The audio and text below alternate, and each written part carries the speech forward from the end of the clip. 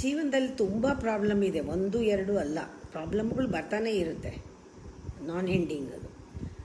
ಅದನ್ನು ಫೇಸ್ ಮಾಡೋಕ್ಕೆ ಹೋದರೆ ಆಬ್ಸ್ಟಕಲ್ಲೂ ಬರ್ತಾ ಇರುತ್ತೆ, ಅದು ಇಲ್ಲ ಅಂತ ಹೇಳಲ್ಲ. ಆದರೆ ಮನುಷ್ಯನಿಗೆ ಒಂದು ಮೈಂಡ್ ಸೆಟ್ ಇದೆ.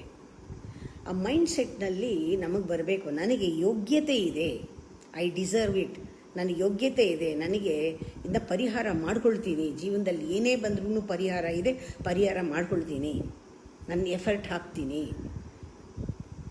ನಾನು ನನ್ನ ಈ ಆ್ಯಟಿಟ್ಯೂಡನ್ನ ಬೆಳೆಸ್ಕೊಳ್ತೀನಿ, ನಾನು ಪ್ರತಿಯೊಂದು ಸಿಚುಯೇಷನ್ ಮೇಲೂ ಇಂಪ್ಯಾಕ್ಟ್ ಮಾಡ್ತೀನಿ, ಈ ಶಕ್ತಿ ನನ್ನಲ್ಲಿದೆ ಅಂತ ಒಂದು ಥಾಟ್ ಬರುತ್ತಲ್ಲ, ಇದಕ್ಕಿಂತ ಪವರ್ಫುಲ್ ಥಾಟ್ ಇನ್ಯಾವುದೂ ಇಲ್ಲ.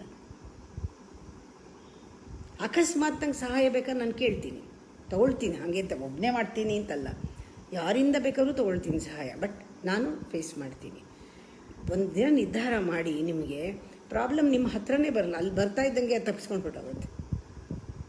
ಪ್ರಾಬ್ಲಮ್ ಎಲ್ಲ ಬರೋದು ನಮ್ಮ ಈಗೋಗೇನೆ ಬರೋದು.